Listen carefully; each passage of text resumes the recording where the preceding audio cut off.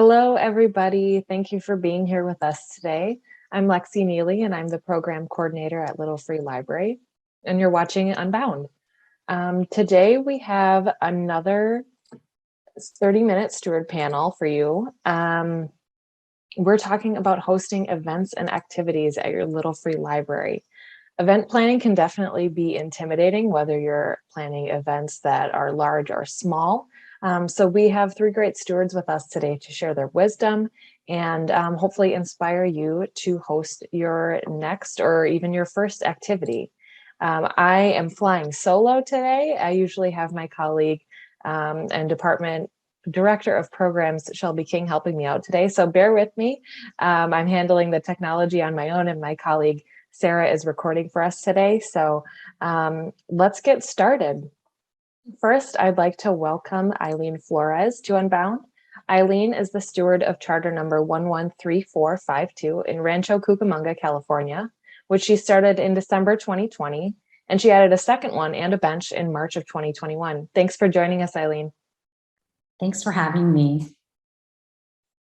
Next, we're joined by Patricia Turner, who is the steward of charter number 105062 in Newark, Vermont, which she opened up during the summer of 2020. Welcome, Trish. Thank you for having me here. And our third steward panelist today is Marion Waldman. Marion is the steward of the Teach My Kid to Read Library, which is charter number 125958 in Albany, New York. Thanks for being here with us, Marion. Thanks. I think you have to let me into the video. Oh, shoot. Okay, let's see here. All right, we will get everybody's video on so you can see everyone's smiling faces. There we go. Thank you. Glad to be here. All right, so without any further ado, let's get into our questions. So we will start with Aileen first, and then we can kind of round robin. Did you host a grand opening event, and can you tell us a little bit about it? Or if you decided not to, could you tell us why? So as you mentioned, I have two Little Free Libraries. And when we opened up the first one, we did not have an event because it really started off as a pandemic project for my husband. He needed something to build and he built it. And I'm like, okay, now what? Like, I didn't know what to do, even though I have experience with planning events. Like you said, events can be intimidating. So I didn't do one for that reason. And then when we had the second one, I realized how busy our library was. And I did do a ribbon cutting for that event, which I'm glad I did. And that helped me kind of jump into the Little Free Library world and feel comfortable with doing events associated with our libraries. Awesome. How about you, Marion? We had a ribbon cutting and it was mildly attended. We were very new to the south end of Albany. And I think that at that point, we weren't aware of all of the advertising and outreach that we needed to do with the other nonprofits and all of the other organizations and residents in that neighborhood. So we had our ribbon cutting, but it was mostly people through our nonprofit Teach My Kid to Read that were aware of our work for early and struggling readers, and that came from other areas more out of curiosity. So we did have it, but it wasn't, I wouldn't say it was a great success. Sure. How about yourself, Patricia? I did not have a grand opening event, and thinking back on it, I think I was just thinking at the time how much I like stumbling upon Little Free Libraries. It's almost like this magical experience, this great little surprise. And I decided that that's the approach I was going to take to the opening of the library, is to have a bit of a surprise for people. Yeah, that's great. I think there can be a lot of pressure around trying to put together a grand opening, and the truth is you don't have to do one, or, you could instead, once you're feeling more comfortable and more people know about your library, you could host a first anniversary event or something like that. So it's good to hear that there was a mix of experiences. I think sometimes people are worried that they have to do something like that. And the truth is you can just kind of figure it out as you go. So for our next question here, how do you get the word out about your Little Free Library and the events that you host? For me, so for our little free library, we actually have a network of stewards here in our city. I think we have about 44 little free libraries. So somehow we all got, not all, but a number of us got connected. There's about 27 of us. So we have two Facebook pages. One is just for stewards. It's the stewards, Little Free Library Stewards of Rancho Cucamonga. And then we have a page that's open to all stewards to promote their little free libraries. And we have about 680 members of that group. So just like everybody else, we do use a lot of social media. And then we've also connected with some of our our local newsletters. There's one called Macaroni Kid. I think it's like a national publication, online publication, and they have local ones, and they're very supportive. They include a lot of our events, reach out to community groups, the police department, just anyone that will listen to me about little free libraries. And I try to find ways that we can, partner to help get the word out, see if there's partnership opportunities. And I think for me, the key thing is really to promote it early and often. I like to promote things. I'm an over planner and I get like really into it. And I like to plan it like at least 8 weeks in advance because you have competing events going on in the community. And if you could get on somebody's calendar first, hopefully, they'll attend your activity or event. So I think for me, that's like the biggest thing is just very repetitive on the events and just getting out there early. Yeah, that's awesome. How about yourself, Marion? Pretty much everything that Aileen said. Also, a lot of the events we've done lately are part of other events because our little library is at an ecological sustainability center in the middle of a city. So it's easy to tag on to some of their events and some of the neighboring nonprofits. But in a couple of weeks, we have an event by ourselves. We've never done that before. So we've done all the social media and sending information through our network, but I just sent 25 copies of the flyer to the printer, and we're going to go into the community and ask businesses to put up the flyer and just anyone who will promote it within the area where it's located. So we haven't done that before, but because it's the first one we've done completely by ourselves, we're trying to get back to grassroots. That's great. How about yourself, Tricia? It sounds like you kind of were interested in a word of mouth and, the magical surprise approach. Have you done that and getting the word out about the library as well? That was the approach when we first opened the library, but the event that we did the events was actually a series last summer called, I'm spacing on what we called it. Library Lit or Summer Lit is what we called it. And we,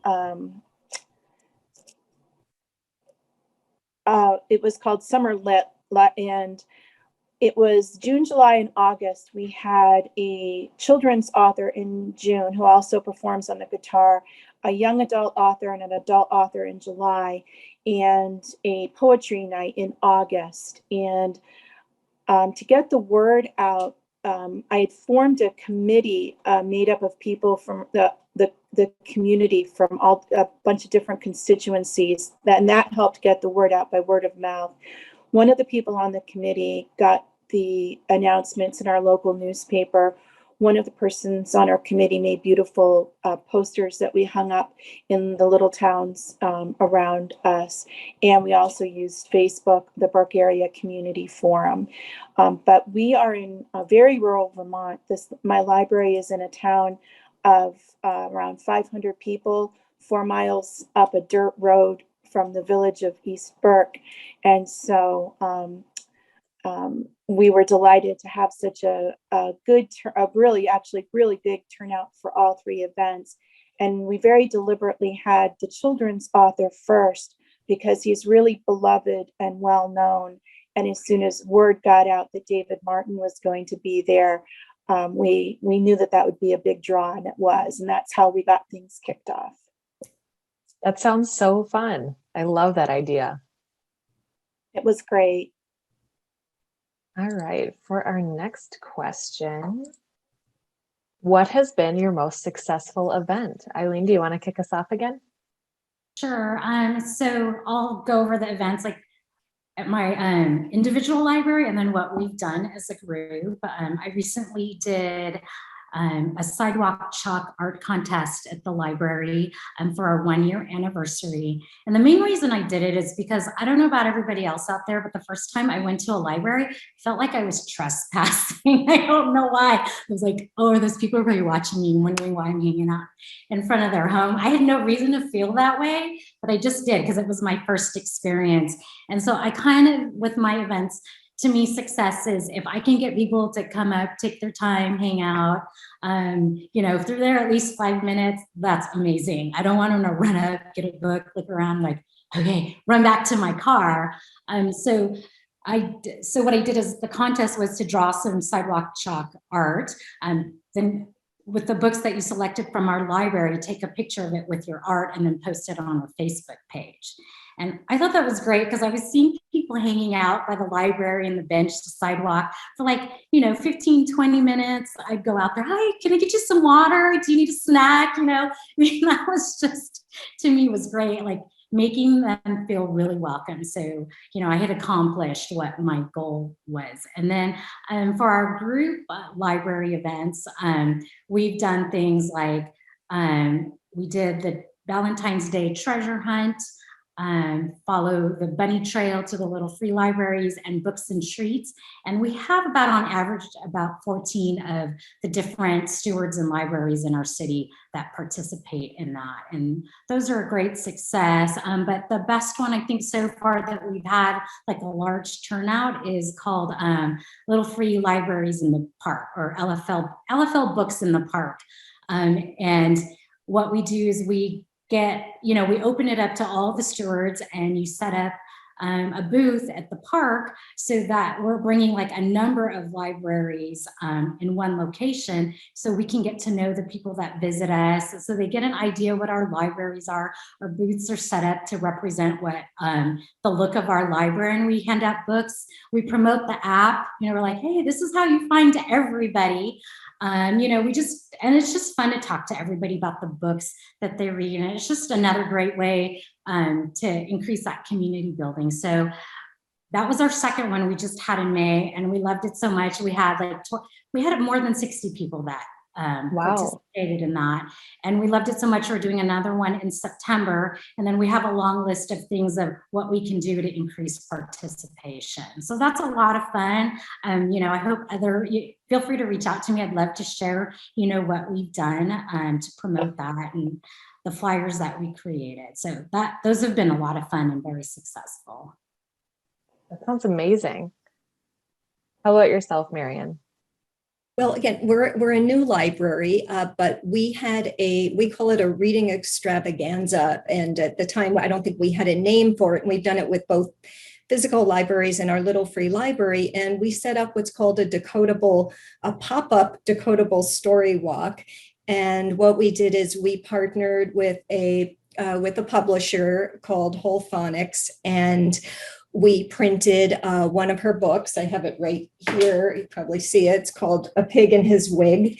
And we printed it on lawn signs. And the first sign actually talked a little bit about how we learn to read, and that these are special books that kids could read independently after they know all their consonant sounds and the short I and the short A.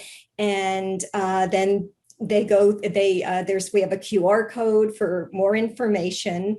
And I mean, it's not only is it a book that helps kids learn to read, it's a really fun story with an amazing message about being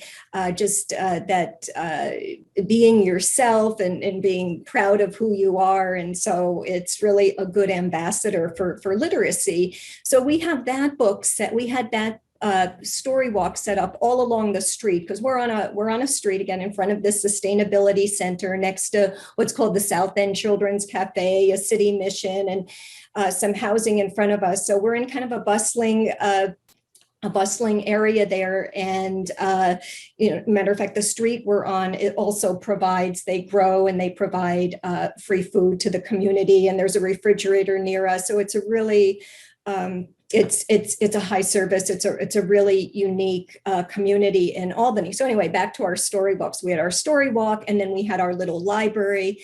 We are in the Read in Color program, so we try to really promote the Read in Color program, the diverse books. We've created our own list on our Teach My Kid to Read website. So we had books out there. We had handouts about how you learn to read, early literacy packets, but also to tie into the story walk.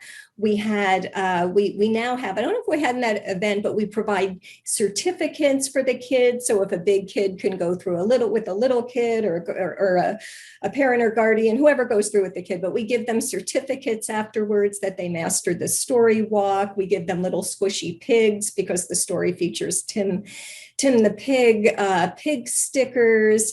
And again, just a really good collection of books for all kinds of readers, advanced readers, struggling readers, early readers, information for parents. So it really creates a lot of awareness in the community about how kids learn to read, and how you can even use the little library to support literacy, whether it's through handouts or the amazing books and books that are more instructional. So that's been a really that's been a great event for us. We're excited about it. And we have great volunteers too that really that bring it alive.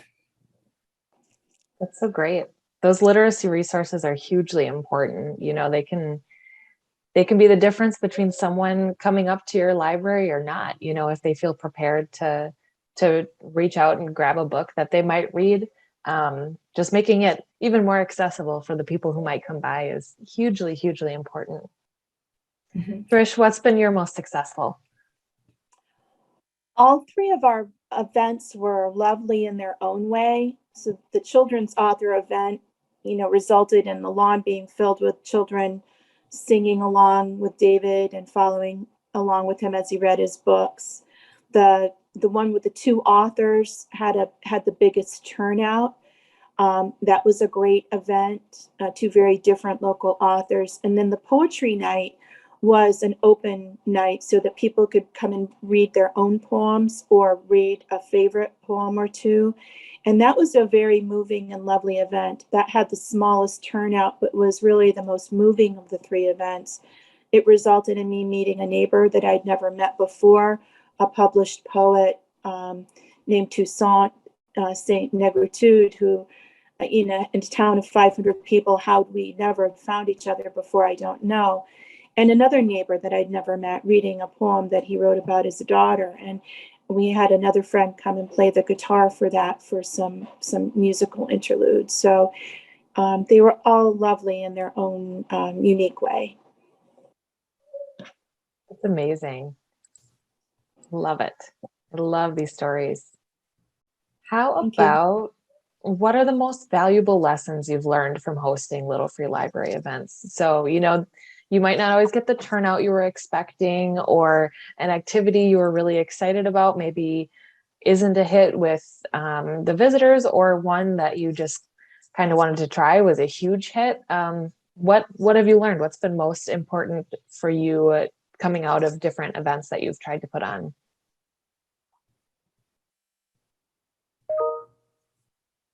For me at our library, well, for me in general, I've learned that I can't do this alone. It is so helpful to have so many stewards that are just, that are very active.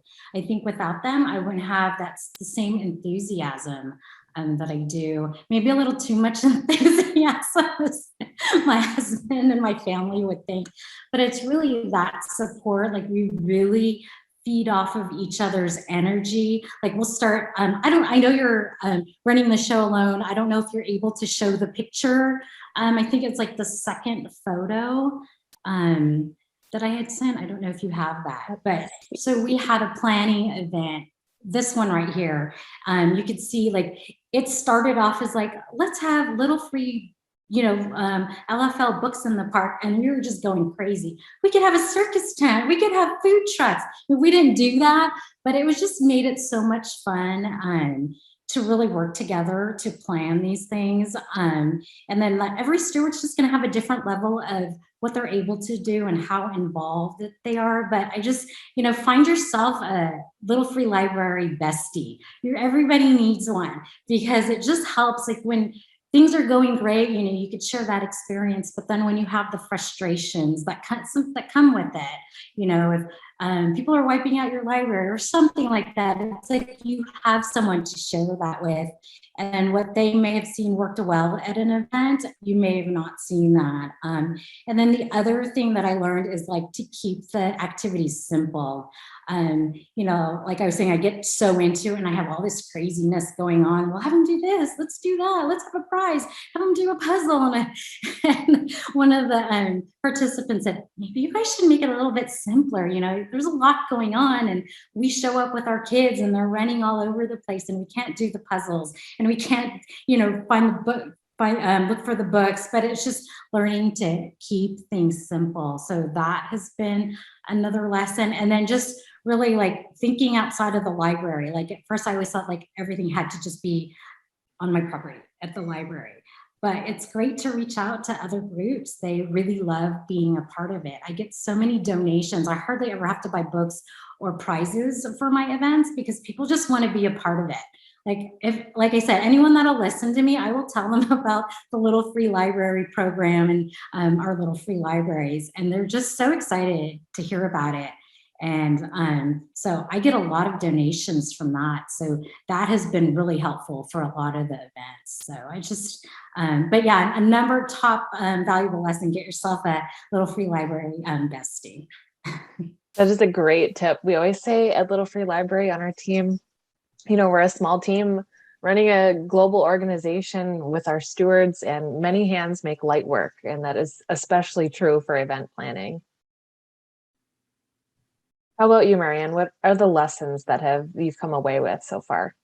Well, again, Aileen she described very well the challenges. And matter of fact, we're just learning ourselves because we're in such a high needs area and there's a lot of activity, and we were invited to through our little library display every week. And we quickly realized that we didn't have the capacity or the volunteers or the organizational skills to pull that off. Maybe next year that's a goal if we can plan for it. But one thing that we have learned that's a little bit different is, we're so excited about our little library and all the great books and the reading color program. And my daughter's 16 now, so I'm not quite in touch with early readers or little kids, and just really marketing and making sure that we are relevant. We had a volunteer with some younger kids told us about, have some puppets and put the letters on them so when they go through your activities, they can spell along the way, or any type of marketing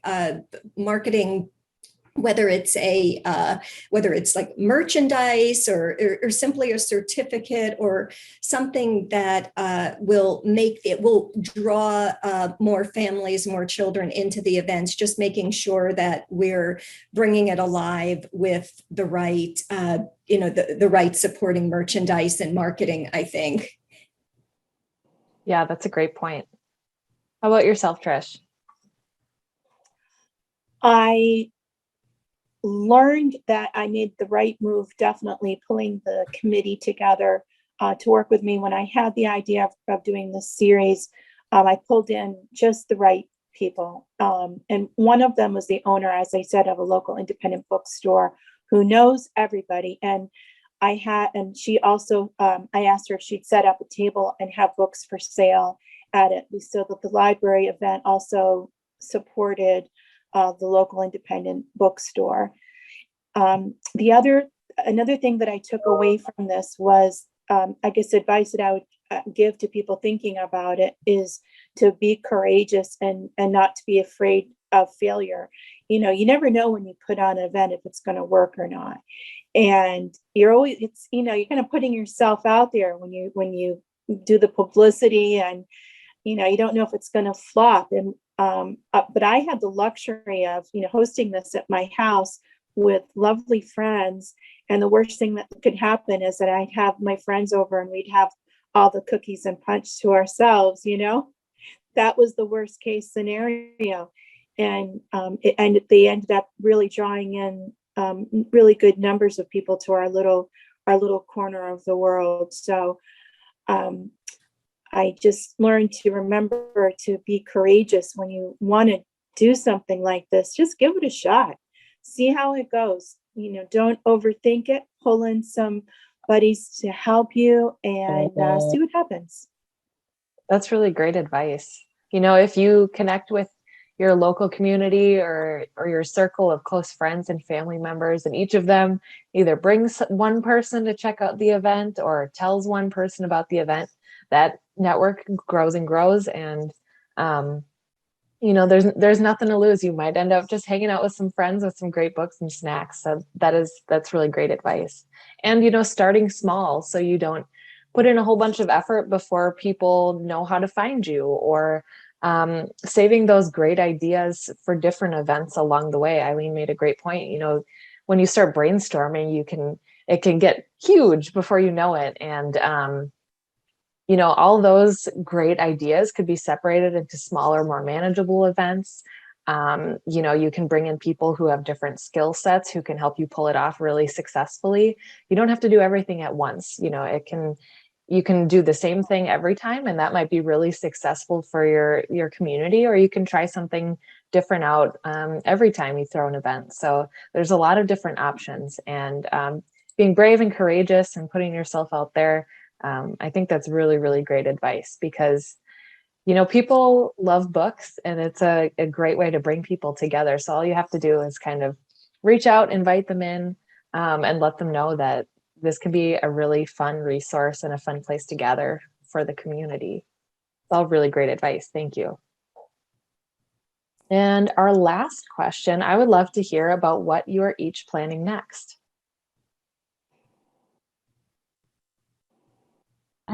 For our individual, well, it's still a group thing. I always end up with group things. Like I said, it's just so much more fun to do it with other stewards. Right now, we have a summer reading challenge, and our local Macaroni Kid newsletter, they created a bingo card for us with all the different type of challenges on there, like visit 2 little free libraries and take a photo in front of it, read in a fort. So that's what we have going on right now. And it's actually for both adults and kids. So we have the challenges for the adults circled that, they're welcome to read in a fort also. It doesn't have to be just for the kids. So we have that going on. And then, like I mentioned, our group is already planning our another little free libraries in the book, or in the park. LFL books in the park, just so too many words there. And that's coming up in September. And we're really excited about that. And it's funny because I remember when we did our first one, someone asked us if we could do this every month. And we're like, no, we're volunteers. I don't think we have the capacity to do it every month. But it just made us really happy to know that, our community really welcomed it. So those are the things we have going on and what we're planning. That sounds great. And yeah, no doubt, it is a lot of work to put something together, whether you do it big or small. It's a lot of work. And so I think, if you're trying things out, that's great. And you shouldn't feel pressure to do something every month or every week or all the time. Just do what feels manageable and what's fun and enjoyable for you and your community. It is a lot of work, so you should be really proud of what you put together, and your community will appreciate whatever you kind of have the capacity to put together. And of course, it always helps to have your LFL bestie or your group of local stewards to support you. How about you, Marion? So we have on June 29th, I don't know if you could see it at all. We have and it's a terrible copy, but we have another reading extravaganza, and we'll need courage because it's our first event that we're not with a partner or not part of somebody else's event. And partly because we had hoped to do something like that each week and realized that we just didn't have the volunteers or capacity. So luckily, it's pretty easy for us to organize these events because these are materials we also use with the big libraries. And so it's just a matter of making sure we have enough donations of the reading color or the types of books that we want the kids to have access to. And we also like to have graphic novels and high-low books and and of course our decodable book. So, there's a little bit of organizing to try to pull all those books together, and then what we put out in the certificates and the story walk. But we have that the end of the month, and we decided that rather than put the pressure on ourselves, because we have a little set of volunteers just for the little libraries, that rather than say we're going to do it every other week or every month, we're just going to see how it goes and what types of volunteers we need, because we also have people that teach their kids to read from the books in our little library, and they come and they ask us questions. And so that always gives us a little bit of pressure. We want to be there every couple of weeks because we want to see where they're at. And, oh, we didn't know you were using this series. We want to tell the publisher too. Maybe they would, maybe they'll donate. We get a lot of donations from the decodable book publishers. And so we're excited about the different ways that people are using the library, and that the attention that these reading extravaganza and the story walk brings to the community. And so we have the event on the 29th, but how regularly we do that will depend on attendance and our ability to keep it organized. Sure, that sounds great. How about you, Trish? One of the ideas that's simmering right now is to do something with a plant sale along with it, to raise some awareness and funds for a local organization that serves LGBTQ youth. And so we're thinking something along the lines of, planting the seeds of love or something, and have people donate plants and clippings and bulbs and so forth, and encourage them to bring books to the library with the LGBTQ theme, especially for youth and young adults. So that's a big one that's in the early planning stages.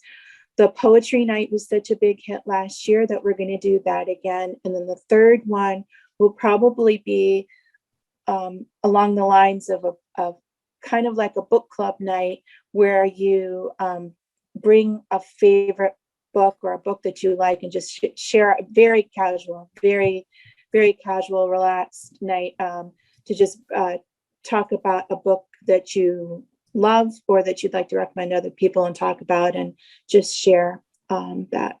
So those are some of the things that are simmering right now. Those are all lovely ideas. I love that. And especially the group, the idea to celebrate Pride Month, I think that will be really, really cool. And plant exchanges are so neat. It's just like a different way you can apply to the Little Free Library, share plants or seeds or whatever else. And, it's finally warmed up this year. I'm located in Minnesota, so it has been a slow road to spring, and it feels so great to be out in the world with people again. Those are all the questions that we have for today. So thank you three so much for sharing your time and your wisdom with us. It has been such a pleasure to hear from each of you. Thank you for having me. Yes, thank you. Thank you. As always, attendees will receive an email in the next couple of days with the link to the replay, the show notes, and you can sign up for a chance to win a bundle of goodies that will help you throw your first or your next Little Free Library event. So that'll be a cool surprise from us. I'm really excited about what we're putting together. So make sure when you get that email in your inbox, you click the survey link and fill out that quick survey to tell us what you thought of Unbound. And then you can be entered to win the package. You can register for chapter 18 of Unbound at the link I just dropped in the chat. We're still pulling together some final details, but we're really excited about that celebration and hope you'll join us. And if you haven't already, we encourage you to sign up for our e-newsletter and to join us on all our different social media channels. You can learn about what other Little Free Library stewards are doing, what the organization is doing, about our different programs, and hear more about Unbound and our different kind of steward services and offerings. Thank you so much again to all of you for being here with us today. It's been a pleasure, and we will see you next month. Take care.